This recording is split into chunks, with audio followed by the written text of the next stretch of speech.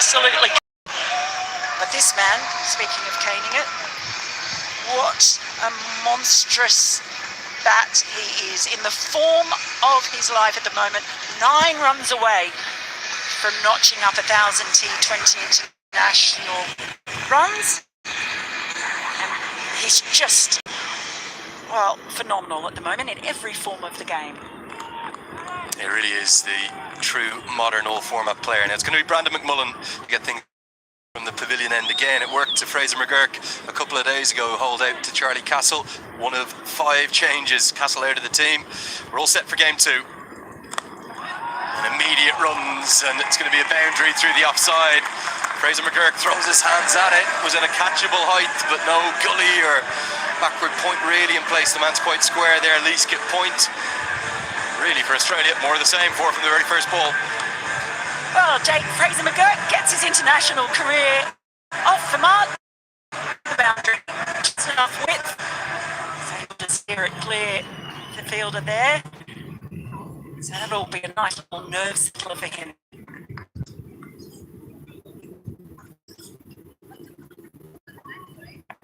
Squares him up. It's not quite a gully in place, is it? It's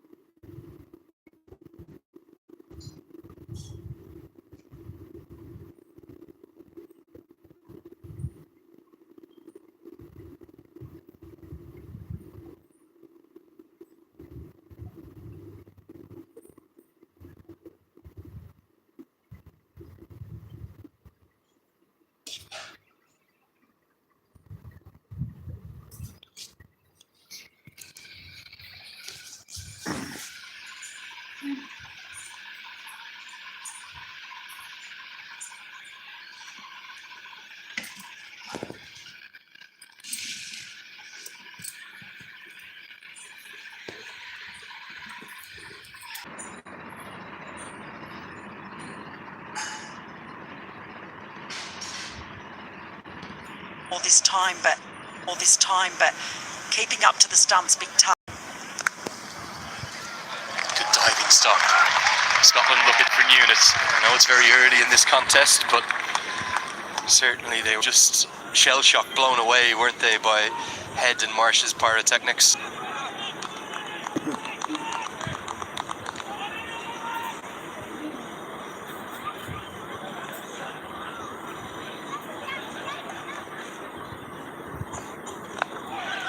Really good start from McMullen. Just 5 from the first over means McGurk will keep the strike. 1 in the books. It's 5 for none.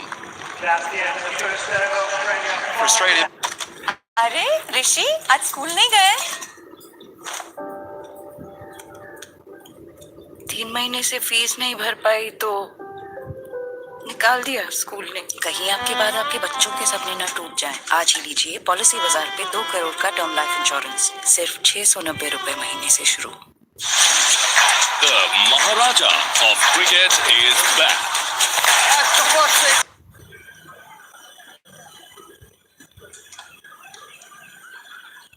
Immediately we'll see 1 of the 5 changes into action with Brad Curry getting the new ball. Nursery end of the ground. Curry, he's a huge asset, isn't he? Every side in the modern T20 game wants a left-arm seamer. Yeah, and his emergence for Scotland it's almost been like the missing link. Now, I'm not saying he's anything like that, but he's the missing link for Scotland attack. Gets for Sussex and then jumped on the plane up here, gets the ball swinging, if it's going to swing, into the right-hander. So this is the matchup that Scotland will be looking for early.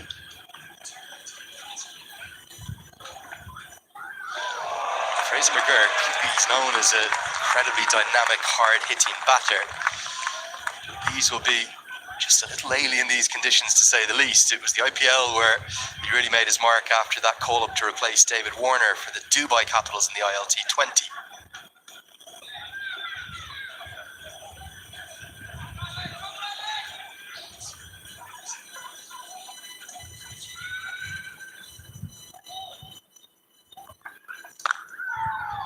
Nicely played, a hand on it from cover point. I think that's Michael Jones there, but doesn't get enough of it to cut off the boundary. That's how hard Fraser McGurk's hit it, and Jones is wringing his hand in pain. That stung a little bit. Just aggression that you would expect from him. He's played a couple of ODIs for Australia. I think Australians, and welcome if you're joining us from Australia, remember that 41 off 18, just his second game against the West Indies in Canberra.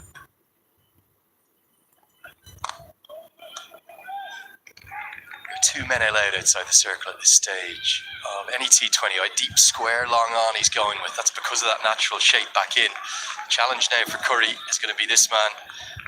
He set tongues wagging across the cricket world again, hasn't he, Travis Head? Quite remarkable, the ball striking. We saw 80 off 25, 17 boundaries, 78 of those 80 runs, Mel. They came when the ball went to the rope, just 2 singles in there. We've seen a lot of brilliant innings from Travis Head. That really was extraordinary. Just the clean striking, good balls. He just made look like he had them on an absolute string.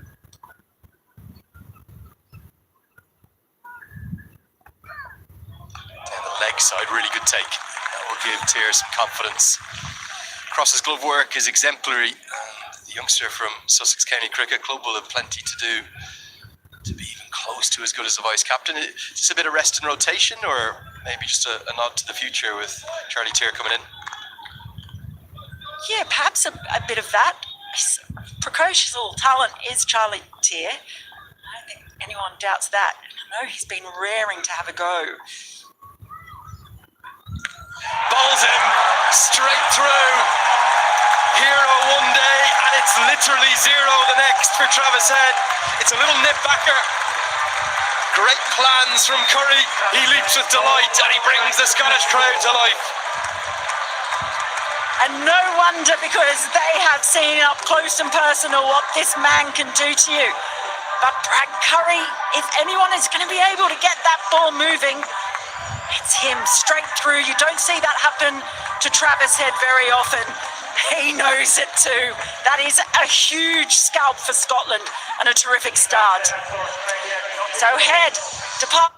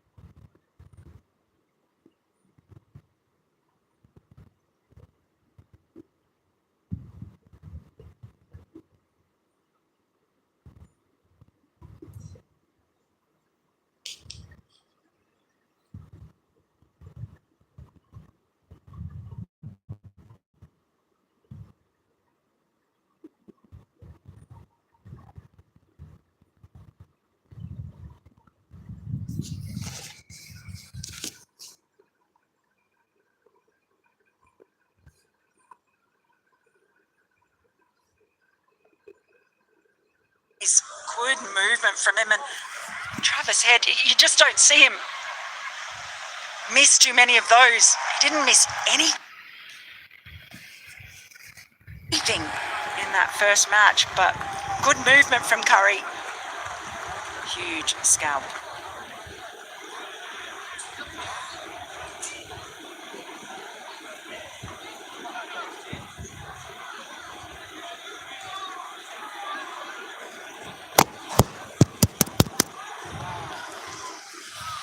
Now, Brad Curry was able to exploit these swinging conditions. Scotland will be looking for McMullen to do the same. Good stroke. Takes the aerial route again. Going to get 4. Hits it into funny areas, Fraser McGurk. He's not exactly orthodox by any stretch, but he can be very effective when he gets going.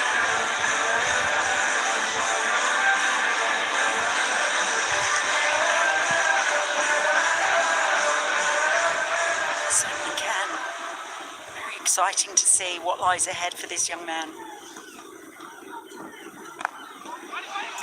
Think about the balance of this Scotland lineup, Mel.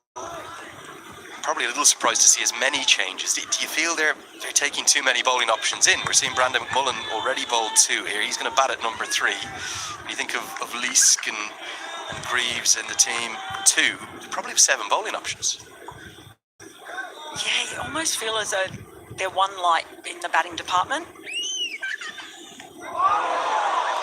swing and miss. Good glove work again from Tier. What we saw in the first game was once Richie Berrington left, there was a bit of a collapse, and it's that depth in batting that Australia are able to exploit if the top order does not fire. You don't need to be a lip reader to see, oh my God, was the words from McMullen. Now, an appeal towards square leg, not given. Do not have third umpire in place, remember. What that was, in any case, was some very sharp work by Charlie Tier. Keeping up to the stumps, as we've mentioned a few times, something that Matt Cross has almost made an art form of. What it does do is reminds them, here we go, another look at it now. He was safe the whole time, but that was sharp work. Umpire Ryan Milne in the hot seat there, and a good decision, no doubt about that. There's definitely signs already. It's not that this pitch is going to be a bad one by no stretch, just purely because of the atmospheric conditions and everything going on climatically in and around the ground. Can get all 4 seasons in one day up here, and when we peeled back the curtains at the team hotel this morning, it was like we were inside some kind of Tupperware bowl. There was fog all the way around the Edinburgh Hills. It feels like a massive toss to win, Mel Farrell. It really does. Scotland look calmer, they look more composed, they look confident. They're still going to have to play incredibly well to push Australia. There's just something in the air, calling it early. Might see a real contest today. Edged. Now Jones goes back. Can he hold on? No! It wasn't easy. Most difficult catch you can take going over your shoulder. We'll get a look in a moment. It's 22 for 1.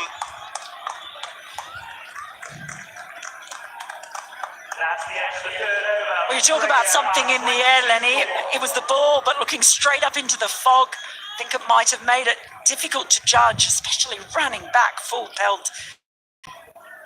Disappointed McMullen. He's come close a couple of times.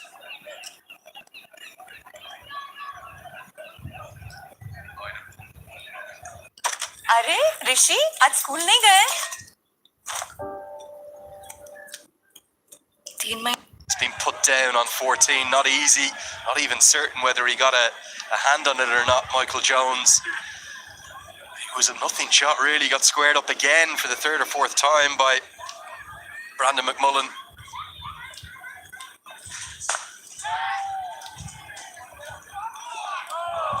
More action.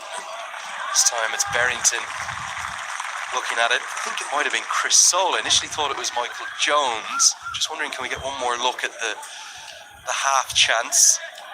Did he get anything on it in the end, Mel? I'm not sure that he did. But if we could have another look at that one again. So I'm a bit worried that Chris Soul might have actually hurt himself a little bit in that attempt. He was moving his neck around afterwards.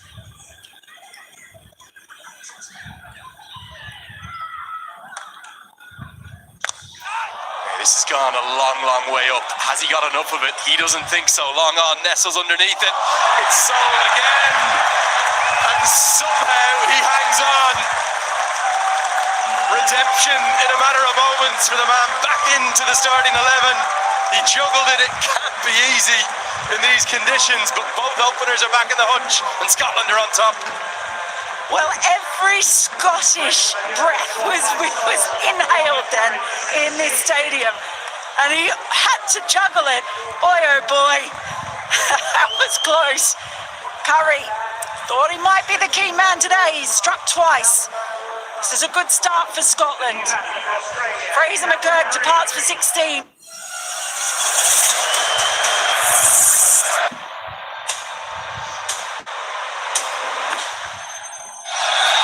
Manchester United back in the business of winning. Carabao Cup returns to Old Trafford.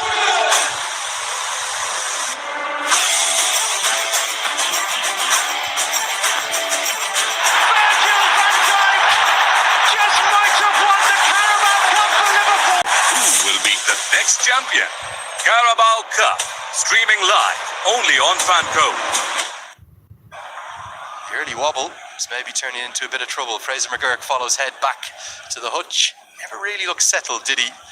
Jake Fraser McGurk. And Chris Soul, moments after dropping him off Brandon McMullen, somehow and just about clings on. Cameron Green's going to be promoted up the order to number 4.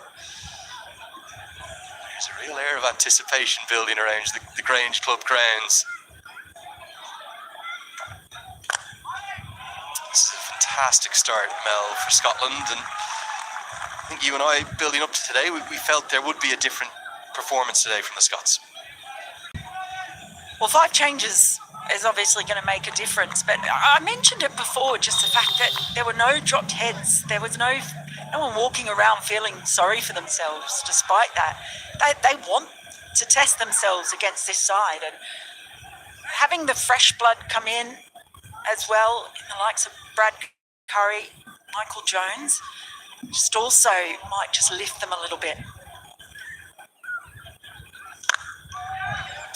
Just as you saw that one delivered, you can actually see almost a bit of fog coming right across the square. Now, Mel, you know I do nothing but commentate on cricket around the world. I have never seen that before in my life. So do not adjust your TV sets or your BBC iPlayer at home. It literally came right across the pitch, didn't it? You keep saying there's something in the air. Yes, it's called fog, Lenny. Fog. Wow, I thought it might have been barbecue smoke at one point. Australia not finding their timing.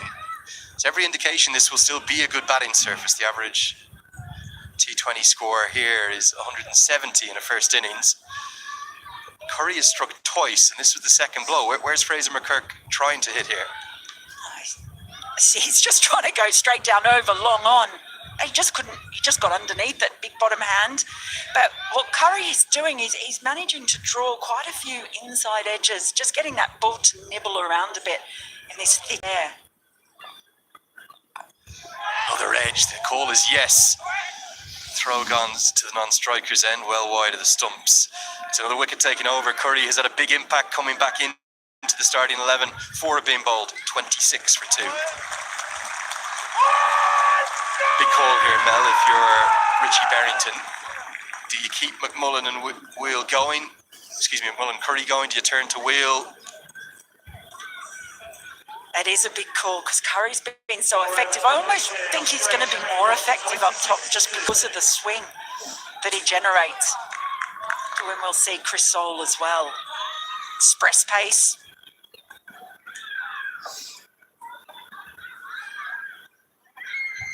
I don't mind this. I don't mind them continuing with Brandon McMullen. You think in the modern T20 franchise circuit, you'll very rarely see the same bowler bowl 3 in a row in the power play. In fact, often they don't even bowl 2 from the same end in the power play.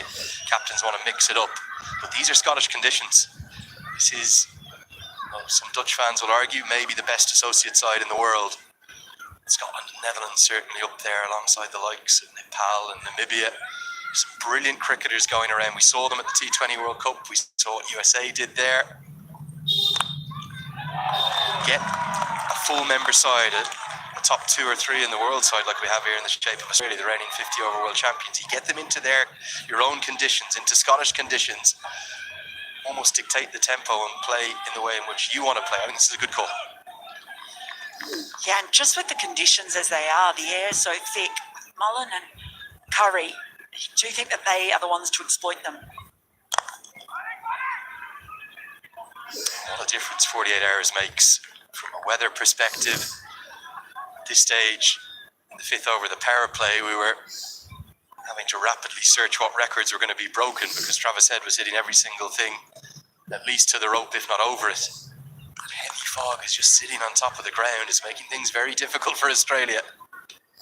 It's fun. I love it, Lenny. This is great. And I'm not soft like you. I don't need a beanie to keep me warm. I'm relishing this. I'm wanting to see a really good contest between these two sides. Just look more composed as well. It's easy to look composed when things are going your way, but Barrington taking his time there, getting his field right with McMullen. Everything all of a sudden going Scotland's way. I think even despite of the weather, Mel, you'd still think Australia are going to be thinking north of 160, 170 at least they'll want.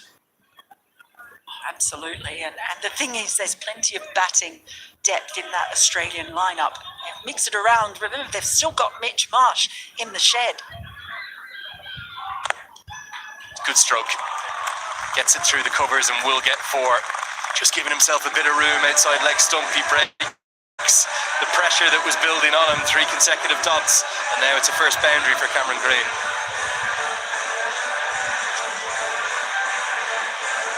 Just backed away, gave himself some room, enough width to be able to clear the infield.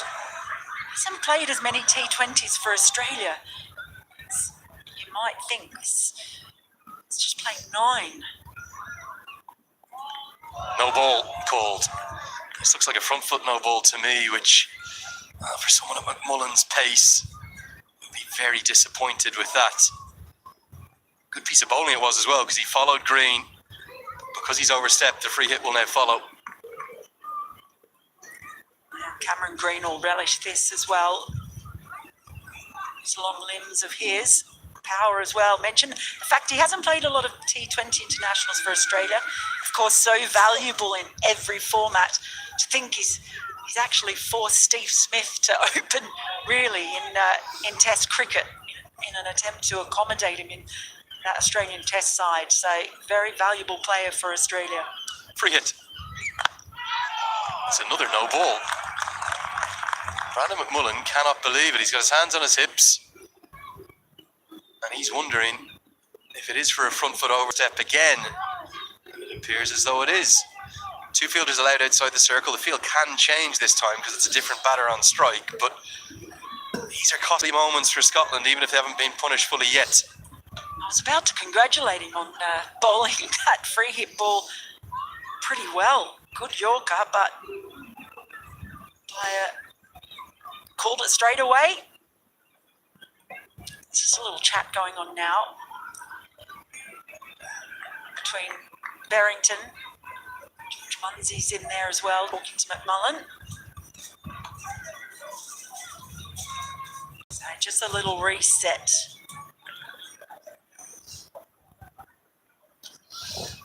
I have made a change. They've brought Long On up to the circle now.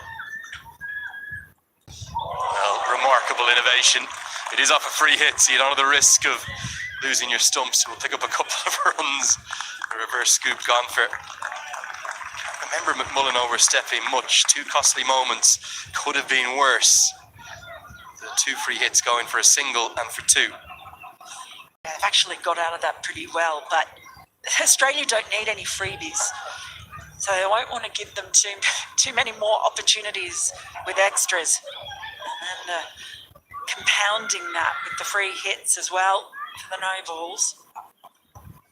Credit to Ryan Milne, the standing umpires and all the Scottish officiating team. on-field and reserve umpire, overseen by the ICC match referee Sir Richie Richardson. Miscued out towards the offside, gets McMullen out of his third over. He's going to have none for 21. Australia move to 36 for 2. Facebook पे रौनक का coffee के लिए प्यार बढ़ता है।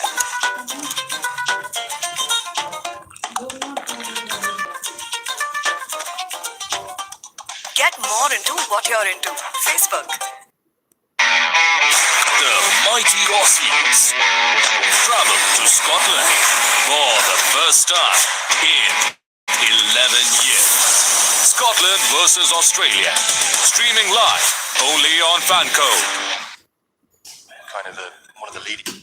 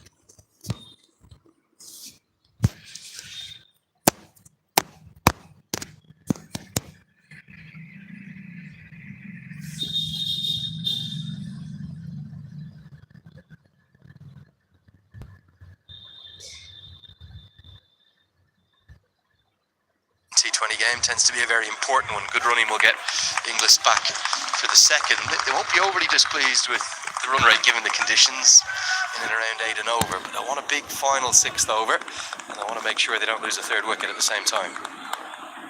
Oh, the old 3 wickets in the power play.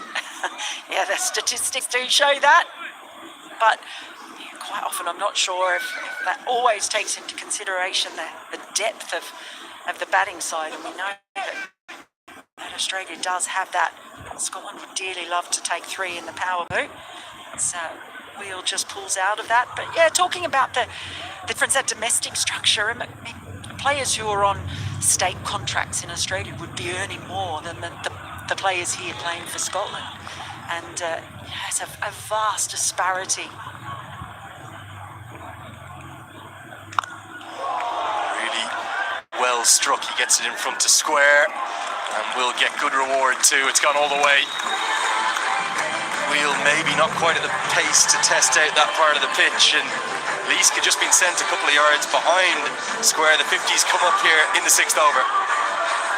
Yeah, Australia trying to make hay with the last over of the power play and the fielding restrictions in place. And the problem is that's a shorter ball, but when it's not swinging for Wheel, it doesn't have the express pace of a Chris Soule. Australians just able to pick them up and dispatch them. Nice off drive and beats the dive of the man at mid-off. Might have got something on it but didn't get enough. It's George Munsey there. All of a sudden there's a few concerned looking Scottish fans in the background. Wheel being given some harsh treatment by Josh Inglis. Yeah, it's really targeting Wheel. This time just maybe a little over-pitched, compensating for the previous ball. Firmly driven.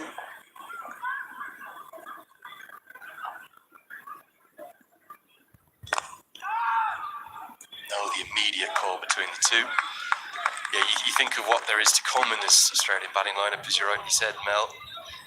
Really, except Glenn Maxwell, there's no one missing. David Warner's gone now. It's the bowling that has inexperience. That will be the thing that should give Scottish fans hope, if, it's a big if, they can restrict this Australian batting lineup to something that they could conceivably chase. All of a sudden, the power play final over is maybe just tilting Australia's way. Test out the bouncer again. Now fine leg is back, so just be a single. That will round out the first power play. We'll have a change in commentary as well. 6 have been bowled, 55 for 2. That's the end of the power. The CPL is back for 2024. This year, it will be the best ever CPL, with global superstars, massive sixes, and incredible entertainment at the biggest party in sport.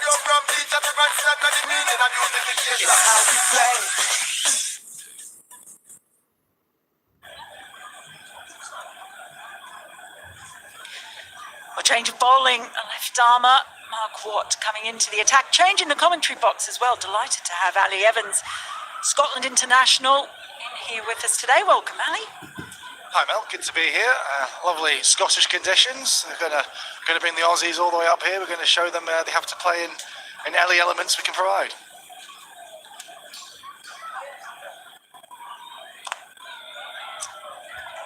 And that one's just caressed all the way. There you go, sir. Do your job. Don't spill your beer. Mark Watt's not happy about it though. Yeah, into the attack, Mark Watts. He was the only one who came out with any real dignity in his figures the other day. He won't be happy with that. Brandon McMullen, very good fielder there at backward point, sprawling across the ground, can't go get a hand to it. You can see Mark a little bit frustrated there, but we know that Scotland are going to rely heavily on Mark through these middle overs. Just back foot punch. And of course, there was quite a bit of talk out there about Mark Watt. Is that ball to Inglis, backing away, not playing it. People having very strong opinions over whether or not he should be allowed to do that, whether the ball should have been counted rather than being called a dead ball. You see the umpire with the arm out there now. Yeah, stroked nicely down the ground there by Green. I mean, as a bit of a misfield long off, and that will not make Mark Watt any happier. Michael Lease down a long off there, attacking the ball, trying to get the throw in, just lost his grip, and that will not be a boundary that Scotland will want to see again. Michael Lease, one of the best fielders as well, but just got a little awkward bounce on that occasion. Yeah, so the Mark Watt thing has been very interesting, and the umpire is holding his arm out at the moment. I think that is in response to make it really clear. Well, I think the point about that is that Ryan Miller, the umpire, can hold his hand out there as long as he wants. As they run for two, run opportunity, direct hit. And even without the third umpire available today, we know that direct hits tend to mean that the batter can be in trouble. Chris Soule is one of the quickest, if not the quickest player we have across the ground. And a direct hit, I think he might have been struggling.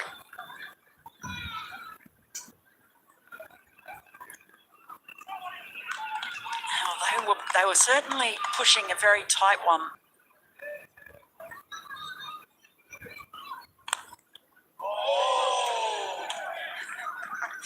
Response from Mark Watt, who was quite tidy against Australia. It's an expensive first over from him, though, on this occasion. That one's just slapped away, but there's protection in the deep. They thought about a second, but they'll settle for one. And that's the end of the over. Watt's first, 12 coming from it at 67 for 2. On Facebook, Ronak's Love for Coffee gone deeper. Afghanistan versus New Zealand. One-off test. Only on Fan Code. So the umpire's going to hold his arm up. The way that Mark bowls that ball,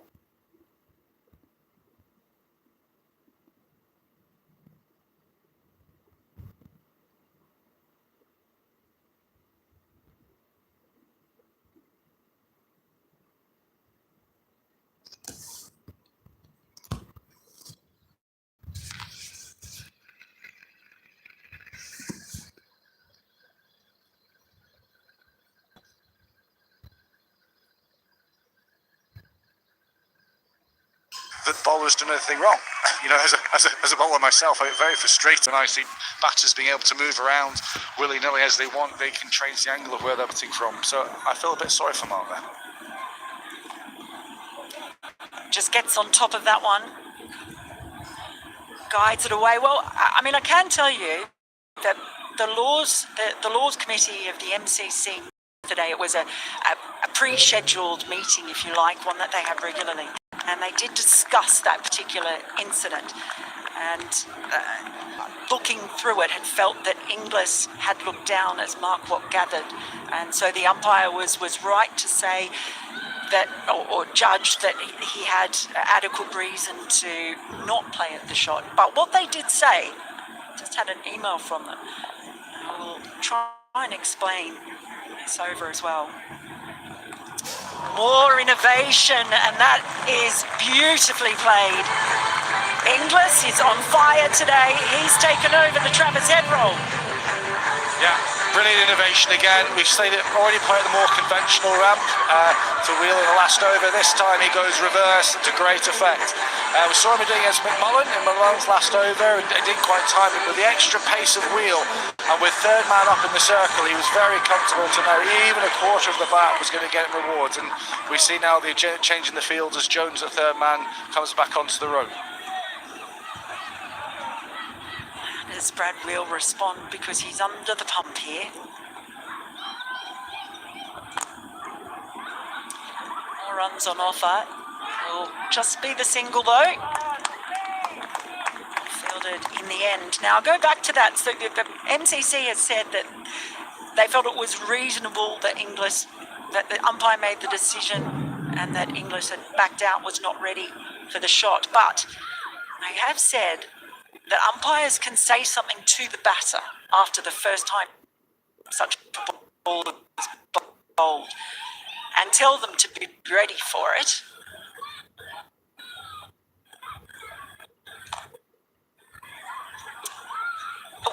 Tell them to be ready and could expect such a delivery. So he hurt himself there, or I hope not, Michael Jones, because he's coming into this side, been highly anticipated. Just holding that shoulder there. We'll keep an eye on that. He has had shoulder problems as Michael Jones in the past, and he's worked hard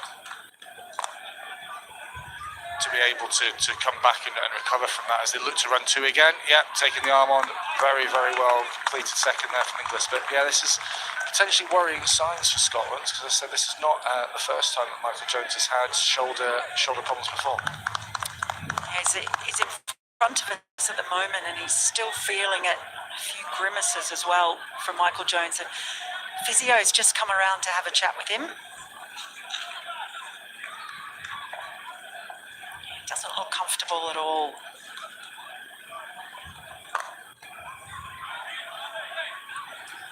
That's going to be a single to finish up the over from Brad Wheel. It's another expensive one. It's gone for 31 so far. Australia after 8, 79 for 2.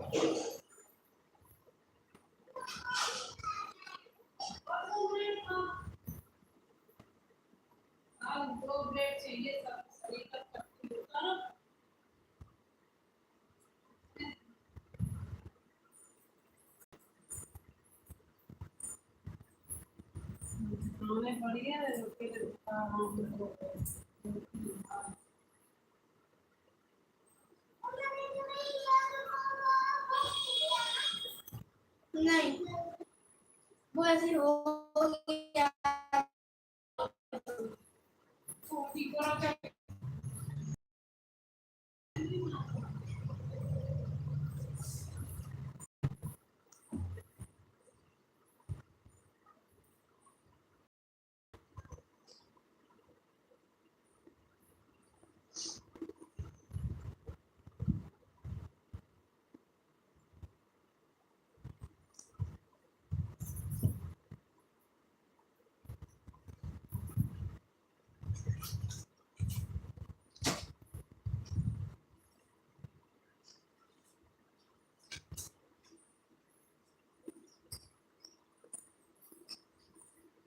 कब गया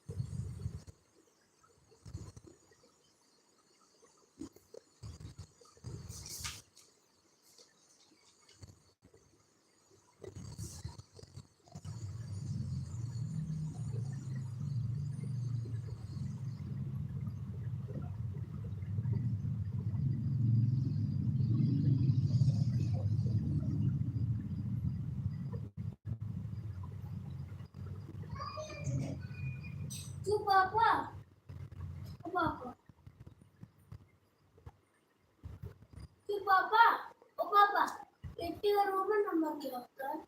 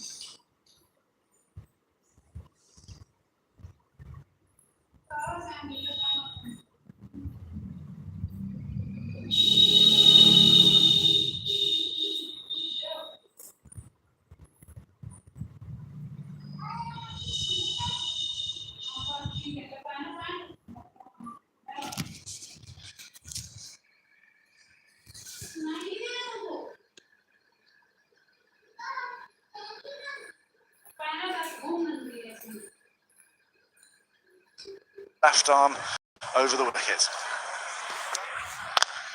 Width early, and now with being in the middle of the middle overs after the first 6, you have your 5 fielders out. So unfortunately for Scotland there, Green can't capitalise on that width, but I think it's a good move bringing Curry back into the attack, Emil. I do. It's just going to be interesting to see if the ball's doing as much at this stage, and I'm probably sure it's not, but he has been the one to be the most effective so far. What can you do with the ball this stage? Well, he carves that one away, and that's going to be a 1 bounce 4. So Curry getting a little bit of treatment now, coming back into the attack and not getting as much assistance. This is terrific stuff from Inglis. Yeah, width again from Curry. We saw some shape back into the right-handed batters earlier, but obviously with the ball getting a little bit older, soft, we know it's wet conditions out there, the softness of the ball will be little swing on offer, so Curry here is just have to tighten up his line, look to hit the stumps. It's just come off the inside portion of the bat, but they desperately need a breakthrough, you feel now. Interesting too, they've got Brad Curry coming in. Australia packed with right-handers. You sort of feel that Curry and Watt are the two who might challenge the most. That's certainly the matchup that you're looking for, isn't it? Love that little shimmy from Cameron Green. That's gone straight up. This should be out. It's in the air for an age. And it's taken. Brad Curry does strike again. It is his day here in Edinburgh. And removes the dangerous Green. Bowling change has worked. Yeah, we just talked about the angle of the left-hander. We've got all these right-handed batters in the Australian innings. So here we go, bringing the left-hander back in. Couple of wide ones, couple of loose to start with, but as soon as he finds that line, Cameron Green hasn't really ever got going. He's only really ever hit that 1 big 6 we saw over long on. Apart from that, he struggled to get his timing on this pitch. This tennis ball bounce we know we have at the Grange, and as he looks to go through the gears, he gets high on the bat, straight up into this.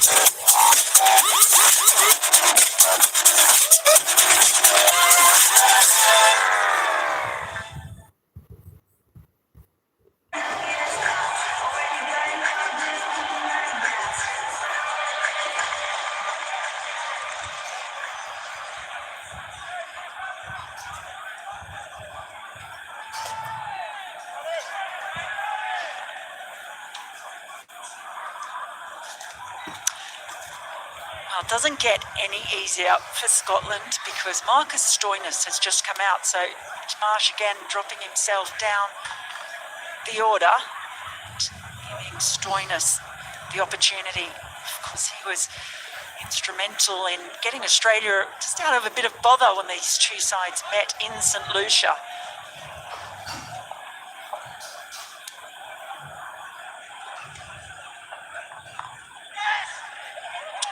Costello for a quick single first up, but the throw is wide.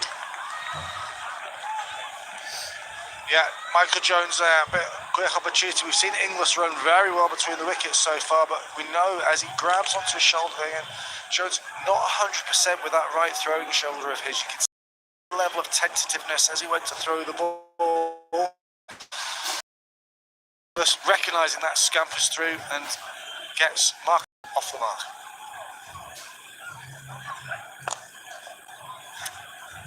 Just a wristy little flick for Inglis and keeps a strike for the next over. But good one from Curry.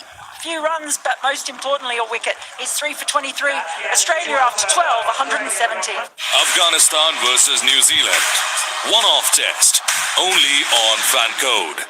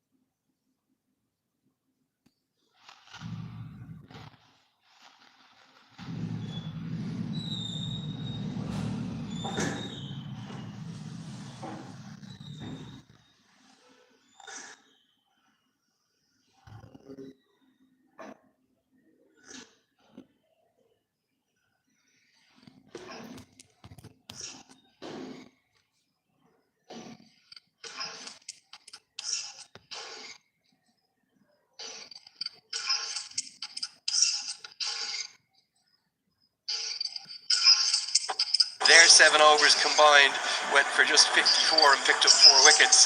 The rest were a lot more costly. Richie Berrington might be left wondering if he got every decision right in that first innings. But the one thing he will know for certain, he'll need his side to bat well, and it'll be 197 to win and square the series. Yeah, excellent inning from Inglis, being the mainstay of what we've seen from Australia, setting 196. And we know Australia are a good side. We know that they bat deep, they bat long. We know they've got game winners throughout the innings. And Scotland going into this series, across these 3 games, knew that if they were going to win the game, they were going to have a big score or chase a big score. And with this pitch, with the outfield getting quicker, with the hard burning off, and with the small boundaries, they will definitely fill in this game. Let's get a look at the cards here. Here's the first card, the batting card, Joss Inglis, the star of the show. Nobody else, really, apart from Tim David right at the end, was able to strike at anything approaching 200. In fact, the next spec strike rate after those two was just 124 for Cameron Green. And just the 4 extras. So apart from those 2 no balls, a good effort in the field from Scotland. Both going the pick of them. He's gone at less than a run a ball. With this, it's an exceptional effort.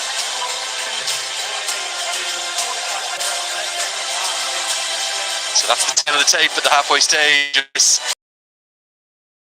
The series hangs in the balance, and for Scotland to take what would be a first ever victory in the modern era over Australia, and a first ever defeat for Australia to any associate in their cricketing history. They'll need 197 to win. We were too far. We'll have analysis in the millions.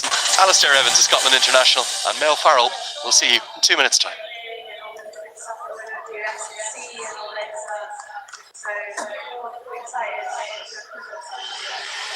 Rosie, how is that strength and conditioning going? Yeah, so we get back on that. And then, yeah, I'm happy to do it. what does this mean for women's cricket across Scotland? Because it is a big moment to take part in a global tournament. I think it's quite nice as, I mean, when you were growing up, we were all to set up there, so it's nice for the girls. I think that you've got a trip to the World Cup to look forward to as well. And as we head to Rosie there, growing up, there was no under-19 women's cricket. Are you aware of the pedestal that you're now on for the next generation? I mean, I think it's amazing to see how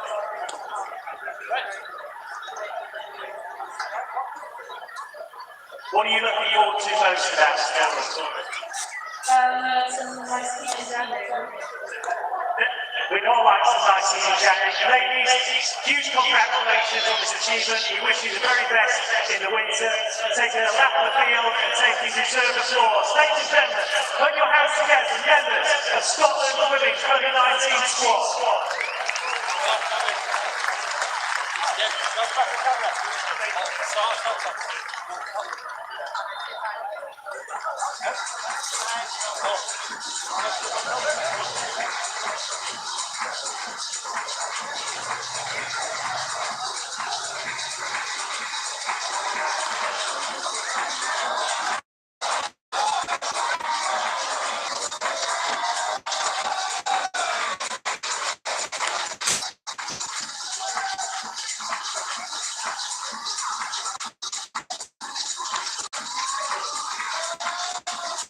Whispering but some might be about to make an appearance ahead of Scotland's reply.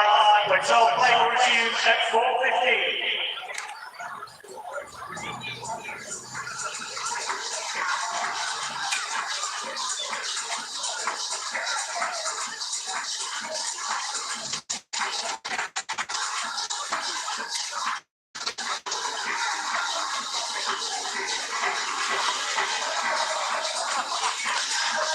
Well, it's been a misty, a foggy, a miserly day, but we have got great T20 international action to light up this Friday here at the Grange in Edinburgh. Scotland, they won the toss, they bowled first, they had early success, and they have restricted Australia to 196 for 4. Andrew Leonard here, and I've got Alistair Evans, the Scotland international, and Mel Farrell, the Australian broadcaster, alongside me. Mel, I might start with you. What a difference 2 days makes, particularly for Travis Head. Yeah, it certainly does. I mean, you say restrict to 196. It says something about the quality of Australia when you're talking about restricting. But that was definitely a better showing from Scotland to be able to get that wicket of Travis Head reasonably earlier. Felt that Brad Curry might be a real difference coming into this side, that left-hand seam with the early movement. But Australia is so deep and they're so strong. They've got so many options. Mitch Marsh not even having to come out. Ali, you've opened the bowling plenty for Scotland. How good was Brad Curry opening the bowling today? Yeah, brilliant tone setter. Here he is with his early wickets. We know the danger man of Head, and earlier on to the right hander, he'd swung the ball in, he'd swung one away, and then the ability to then just hold it, split seam, nip it back in. Brilliant start, and that's what you want. You want to take early wickets in the power play. Is that natural variation, or was that a brilliant piece of bowling? Maybe a bit of both.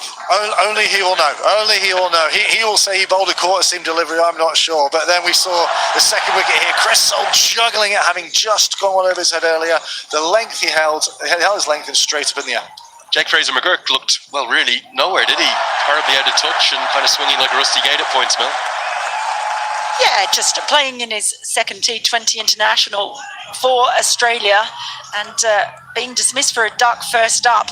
This occasion just a miscue, and Brad Curry doing the work himself. He did well there. You can see the sky there, white ball in that. He did very, very well. Yeah, he's such a good fielder, isn't he? That was the wicket of Cameron Green, caught and bowled by Curry to just stifle that momentum that the partnership had put on. It was nearly worth 100. It was worth 92 between Cameron Green and Joss Inglis, who was really the star of the show. And Mel, you can maybe tell us a bit more about Josh Inglis. He's only got to 50 once in a T20I. Before that was 100 against India. And today, he's done it again. What a conversion rate. 200s in T20I cricket already. Yeah, fastest 100 for Australia as well. Beating his own record and that of Aaron Finch against England in 2000. 13, but he was on fire today. The innovation, I thought, was brilliant. You see on that occasion, the different innings to the sort of just pure blunt power we saw from Travis Head. He played it all the way around the ground, and he's got a wonderful opportunity here coming into the side. Matthew Wade not making it here for this tour. Inglis batting up higher up the order. I mentioned before the fact that many feel he should be in this side. He gave a good account of why many people think that. Ali, how impressed were you by Josh Inglis? Just at 20 already 200s to his name. Yeah, incredibly impressed. We see the ability to play through. We've seen it. He started by using the pace of wheels, scooping. Look at that wagon wheel. That is literally all around.